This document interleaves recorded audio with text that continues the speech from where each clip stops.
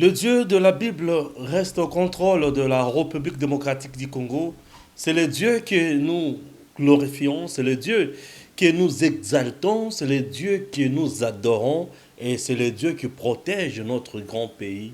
C'est le Dieu qui protège le peuple de la République démocratique du Congo. Chers compatriotes, bonjour et bienvenue dans votre magazine que vous appréciez, Tangue Koki. Tangue Koki, vous nous suivez de partout, vous êtes au niveau de la Suisse. Là, je vois déjà Madame Yvette au niveau de la Suisse. Vous nous suivez du côté de la Belgique, vous êtes du côté de la France. Vous nous suivez du côté de l'Afrique du Sud. Ici en République démocratique du Congo, chers compatriotes, notre devoir, c'est de vous informer. Vous informer à temps réel et à tout moment. Nous ne cesserons jamais d'analyser l'actualité dans notre pays, puisque l'actualité dans notre pays mérite toujours d'être analysée pour vous expliquer certaines choses correctement. Il y a un média qu'on appelle Jeune Afrique qui a publié un article pour dire que Joseph Kabila est en train de mettre en place un plan pour contracter, bien sûr, Félix. Ah, contre-attaquer encore Félix, oui. Contre-attaquer encore Félix, oui. C'est le plan que Joseph Kabila est en train de mettre en place. Un plan pour contre-attaquer Joseph Félix Tshisekedi. Il veut contre-attaquer Félix Tshisekedi sur quel plan? C'est sur le plan, bien sûr, de la conquête de la majorité parlementaire, puisque Biktumbanyo se vend qui wana Félix Alongaki yango. Joseph Kabila saura-t-il aujourd'hui gagner encore Félix Tshisekedi pour la majorité parlementaire? C'est une question. Je vais analyser sans froid aux yeux. Je vais analyser avec toujours maîtrise, comme d'habitude. Bandeko Balandi. Moïse Katumbi a réuni ses députés, le député de l'ensemble, AMK et d'autres, Arsangisaki Bango, et l'Okonini balobeli mingi, balobeli likambo oyo etali, situation sociale, na kati ya mboka, et que ba député wana tango bakozala, ou soit ma membre ensemble, tango bakozala na kati ya Assemblée nationale, baeba, kolanda vision ya mokonzi ya mboka. En dehors de ça, bao bakozala na gouvernement, baeba, kosalela peuple, na vision du président Félix. Ouais. Je commence d'abord avec Joseph Kabila. Joseph Kabila prépare un plan pour contre-attaquer Félix Tshisekedi afin de reconquérir la majorité parlementaire. Mais je vous dis, cette majorité est déjà partie. Vous savez pourquoi Joseph Kabila a perdu la majorité qu'il avait? Les vraies causes, il y a Chit, il y a FCC. Mauvais casting. Vraie cause, il y a Chit, il y a FCC d'abord. Mauvais casting. Mauvais casting, pourquoi? FCC, Azalaki dirigé Nanani. Mauvais casting. Mauvais casting Nemutu et sali que FCC a dinda. Vous savez pourquoi Félix a gagné Félix Kabila facilement? Nabanda. FCC n'a cache. Tango pouvoir échanger. Régime échangé. Tokomi FCC n'a ngambo cache pas basangani. Les erreurs, il y a FCC. FCC a continué, il y a dirigé, il y a kozala na mutu ke bangonde mutu baza ba leader. Bangonde mutu ba yebi mboka. Bangonde mutu baza na pouvoir. Bazo minimiser mutu oyo azalaki na pouvoir comme étant chef de l'État. Erreur, il y a FCC à Liboso. Pourquoi FCC a tombé? Pourquoi FCC a tombé? FCC a tombé nini. Erreur ya liboso rare. Ya kozanga koye kosala lecture. Il y a temps na réalité. En face ya FCC tango FCC zo sala biloko wana. bazana orgueil wana Félix atali bango kaka boy ba chevronné ba grand communicateur pembeni ya Félix bazotala bango ba stratège baza pembeni ya Félix, je ne vais pas citer les noms, ba otala kaka bango bazotala bato tokozela bango na point nini. FCC azo continuer na orgueil. FCC a vendu na juridisme avec Néhémie Mouilanya.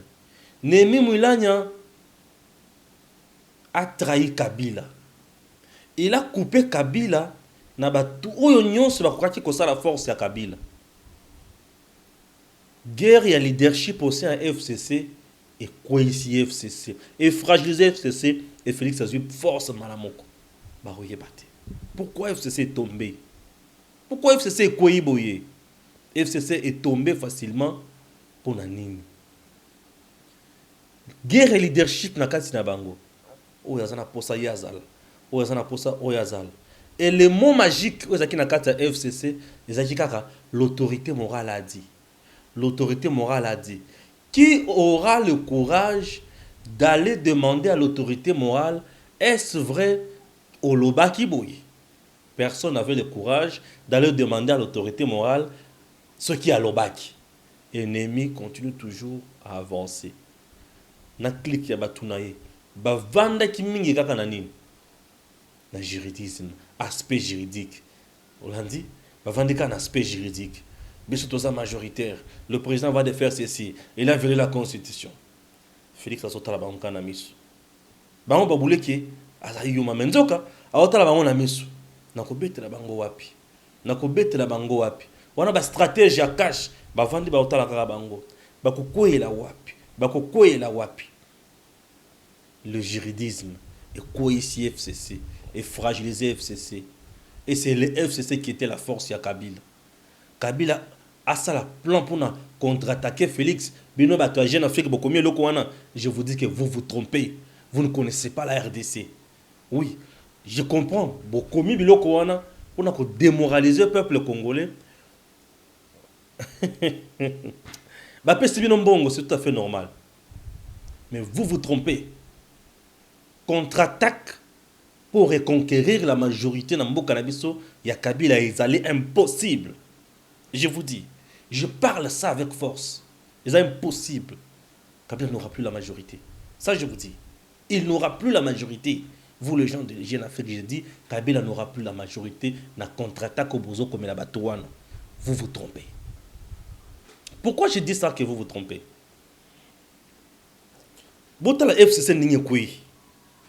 Nemi na clic na ye. Clic wana ezaki clic ya bato ba. Nimoni ki ba yeba ki droit makasi. Ba yebi politique makasi. Or, clic ya Nemi eza ya bato. Bazolo ba ke ba yebi droit makasi. De jeunes professeurs qui n'ont pas encore expérience ya makasi ya mboko. Nemi a yebani 2-3 ans passés. Ah oui, a yebani na souka manda ya Kabila. Ahibani na tango Kabila Salim Moussala Nemi azaki wapi. Il était connu où? Ahibani te. Ahibani na sukawa. Mais zana bat oyo ba sala force ya Kabila. Oyo ba Nemi wana ba cha pembeni. Ce sont les Bochab, ce sont les bateaux ba Emile Bongeli. Bato bazé belé, ba Beyansiku, ba Lumanu. Bato basala ka force ya Kabila bazali. Ba Samba Kaputu de résumé moi. Ba Katumba Mwake. Bato bazalaka bango wana. C'est ba Nemi wana te. Mouké l'autorité a dit. Mouké l'autorité morale a dit. Et cette phrase-là a commencé à frustrer Bato rebelle na kati ya FCC. Bato nyonso bazaki déjà frustré na kati ya FCC, baza banani. Ba députés nationaux, ba sénateurs, Bato rebelle bazaki déjà frustré. Puisque comment que pour moi toi se retrouver azwa ebonga, azwa moi kiti ya malonga, azwa moi sani, azwa moi lutu, il faut azala en harmonie na Nemi. Vous voyez ce qui a tué le FCC. Le FCC n'a pas été bien dirigé. Non. FCC, ezalaki na structure mosusu te. À part Néhémie, c'est tout. Donc, c'est Néhémie, c'est soi-disant conférence de président, et la conférence de président est cause de décision oyo Néhémie alingi. Ce qui Néhémie a boyi ba décision na conférence de président et ko décider ne loko mon côté. Néhémie. Néhémie parle. Oui, c'est Néhémie qui parle.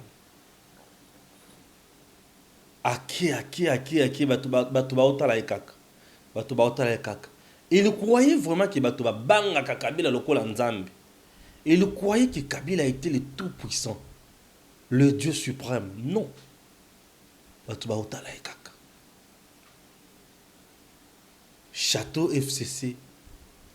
Et si là qui déjà, batu ba oye bate. Na kati ya arrogance ya Néhémie. Na batu na ye clique na bango. Puis bango ni to bana ko pesa injonction na mabunda. Ba pesa injonction na gouvernement, na ministre du gouvernement. Ba pesa injonction na ilunkamba. Toujours ces gens-là. Clique ya Néhémie na batu na ye. Et ye ko sala sikoyo. Communication FCC ezali sous-souté. FCC a komaki na communication kaka ya arrogance. Bisonde. Toza na capacité. Toko sala boye. Nous allons mettre en accusation le président de la République. Nous allons faire ceci. Trop juridique. Or, la politique là,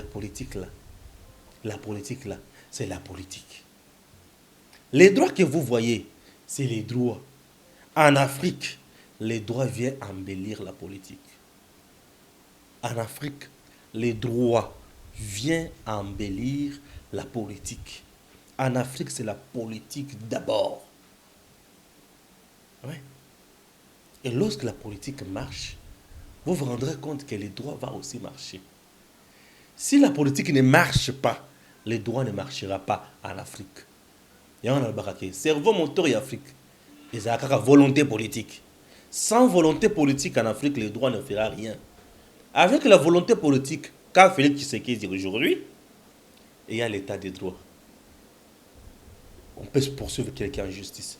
On peut faire ceci, on peut faire cela. Puisqu'il y a la volonté politique. Sous Joseph Kabila, comme il n'y avait pas la volonté politique, les droits et la justice, c'est Zaki Wapi. Nassi. C'est la loi du plus fort. Oh, il va gagner. Tel est influent. Ah. Oh, tel est. Ah oui. Oh, tel est ceci. Ah. C'était ça. Donc, vous devez savoir que Néhémie est trop juridique. La politique, il y a un cannabis, dans une situation difficile. Néhémie ne pouvait pas faire face. Il s'est pensé très hautain. Il pensait qu'il était tellement génie. Bilo na oloba oyo na tangi yango na tribune ya professeur Bongeli moko ya bato ya FCC. Alibi soki FCC ekufi ekwei boye. Et ça pour Néhémie se pensait, se croyait qu'il était Dieu le Père. Il était le meilleur juriste du monde. Il était tout. Donc FCC, structure FCC s'appelle Néhémie. FCC c'est Néhémie. Sans Néhémie, il n'y a pas FCC. Asalisi babiloko awa. Toké na matinée boy. Toké na retraite boy. Retraite. Il y a Kisantu. Résolution nango kenda wapi. Bato yebi yango 0. Retraite ya Bichi Safari. Résolution nango kenda wapi. 0. Aïe comme ça la point de presse awa, leur président lobby qui jamais fait ma coalition tout. Kabila va parler aujourd'hui, Kabila a parlé.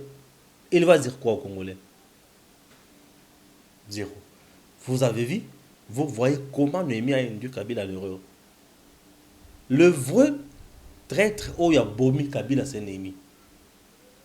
Ouais, c'est Néhémie. FCC, plateforme politique, sans structure. Tout c'est lui. Il pense qu'il est le Dieu le Père. Il fait tout mieux. Et vous pensez, avec ça, Kabila pouvait avoir la force? Non. Kabila a été trahi à niveau de la racine. ya bato apesaki confiance. Et bato wana lokola basi ba trahir ya lolingi wana. Ba seme eloko tokobenga frustration na kati ya bato o bazaki na bango. Tout le député qui était bazaki na kati ya FCC bazaki ba na Kabila te. Bazaki ba partenaire politique. Ba moni ki non, muto yekomi a autorité morale. Autorité morale, mais c'est quoi ça au juste? Siko yoka erreur musu basalaka bazui kabund na likambo o bakwaki ko minimiser o pe ko koleka bazui kabund ba longoli l'Assemblée nationale balakisi ke biso ne topesa ki yo biso ne tokolongola yo et les gens oyo nemi asaleli banani bakoko nyangi tala batu oyo nemi a utilisé bakoko nyangi. Erreur monumentale. Bolongoli mutu bisika bobanda ko contrôler ye. Bozongisi wapi na balabala. Bisika za na maîtrise pe na sympathie à peuple. Et ce qui a tué le FCC, c'est le discours du président Félix. C'est le message. Et ben discours du président Félix, là, message du président Félix. Et soit qui force na point nini. Point liboso. Tango président a nommé et a permis ba membre juge juge constitutionnel et ça ka piège muku ya kosakana te. L'air a nommé batu oyo ye a nommé bazana prérogative na ye na batu oyo batu nyonso bayebi ke batu wana bazalaka nommé par Kabila et ça attribution un chef de l'État Némi se lance encore dans le juridisme na Elunkam. Contre saint, faute. Bisika, oyo, il fallait qu'il va appliquer politique, bango ba tche droit.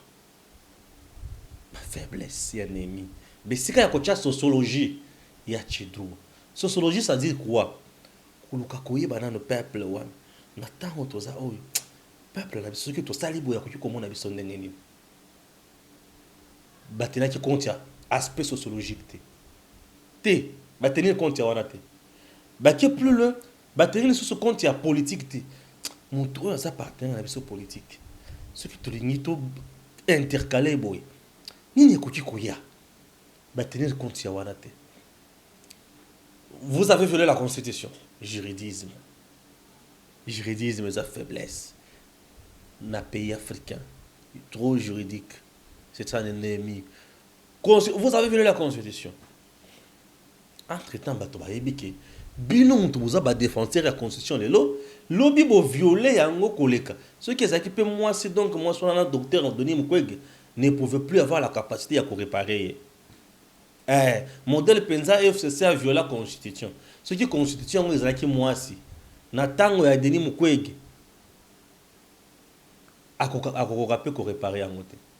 Ko réparer moi si yango te. Oui. Bato ba tala kabio na miso. Kabundo botiki yake na balabala abandi ba marche akende koto ya akomi robeta bino lokola électron libre pour bozo contrôler les sociétés. Ah oui. Pouvoir audace oyo nemi na bato na bato na Kabila bazaki nango ezaki bazo kanisaka ki c'est Kabila qui était le président. Bazo kanisaka que c'est Kabila qui a la signature. Bazo bouleka que c'est Kabila qui contrôle l'armée. On sait Kabila qui contrôle la police. Mais bah, se rendre compte, malem. Bah, ce que Kabila n'a plus ça. Or, celui qui a l'armée, la police, la décision de nommer, de révoquer, il y a un pouvoir. Bah, tu vas recommander.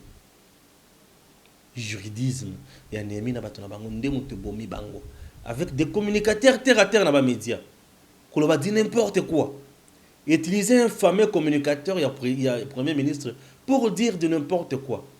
Bah, erreur monumentale. Avec tout ça, Kabila peut contre-attaquer Félix aujourd'hui. Non, c'est impossible. Impossible. On a Félix, c'est quoi ça la bango? Elle dit, ok, les députés là sont déjà frustrés. C'est bien. Et là, on a un bête à député. Alors, monte oyo, a kundi maïde nanga, il y a une union sacrée. oya kokota kuna te et que ceux qui na moni qui dans la majorité te na cohésion na pouvoir na nga constitutionnel wana zela qui souka na politique oyo Félix abetaki donc aigle donc le vrai maréchal donc le vrai maréchal ka beti le ko ok lokola ba députés nationaux baza kuna na FCC baza frustré na obenda bango ndenge nini na bomiak alliance FCC cash bato bagangi pourquoi le bibon à tel terrain sociologiquement le peuple ne veut pas même de ces mariages. Donc le peuple a un mariage. Sur le plan sociologique, Félix avait déjà gagné. Ah oui, sociologiquement, Félix avait déjà gagné. La sympathie à peuple wana. Toboy Kabila Oyo donc le bisomingi. Batubasi ba contact les gens Félix. Donc du côté peuple, Félix avait déjà la confiance. La preuve, talandenge a beta ki batu. Namkamo malonde batu ebe la balabal. Talandenge a beti makamo yaba juge batu ba sepeli. Talandenge a beti makamo na reme batu ba sepeli. Ah le bia batu ba zanangai. J'ai même fait un accord FCC cash. L'air ba moni bongo ba le ah vieux ya beti. Nemi atikale toujours na juridisme. Azolo banini. Ok, le là va mettre fin à accord FCC cash. Biso va tirer conséquence. Il y a ndenge bazu puisque bango balongwe na kati accord donc na coalition donc il faut ba ministre na bango nyonso balonga na ba poste na ba gouvernement provinciaux presque partout balonga na ba poste au bazwa ki grâce à coalition.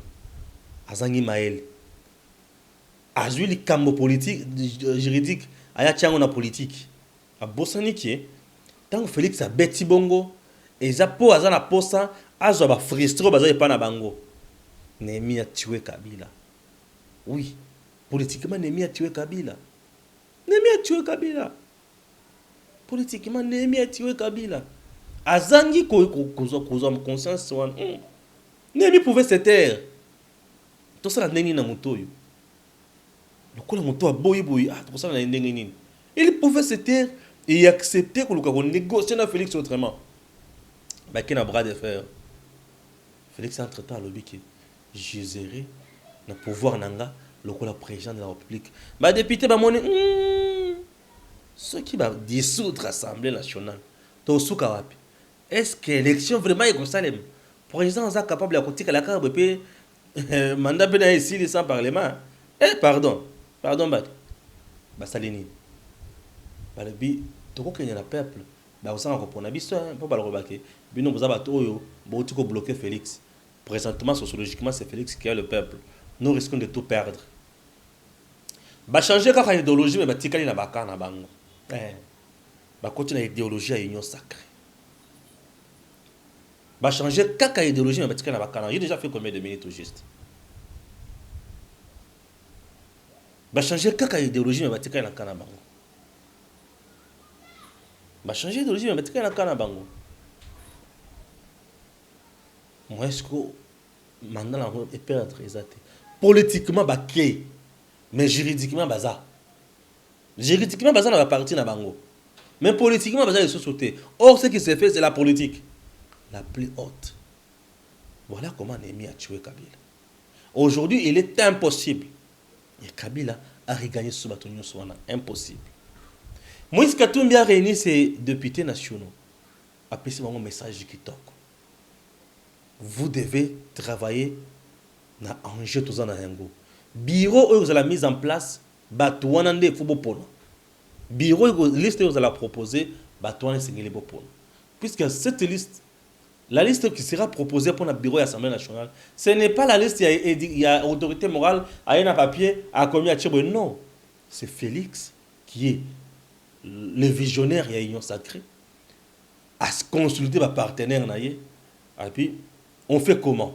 Bah le but est de proposer ok c'est bon moi je vous propose c'est bon bazar déjà na cahier des charges na ba on a billet il y a des partenaires bazar na ba yebi ce qu'ils vont faire conscientiser ba lieutenant na bango pour ba yebani c'est basala. Bravo à Moïse Katumbi qui soutient bien sûr la démarche à union sacrée pour na mboka na biso kendele boso ba oyo ba ko na gouvernement va travailler pour l'intérêt du peuple.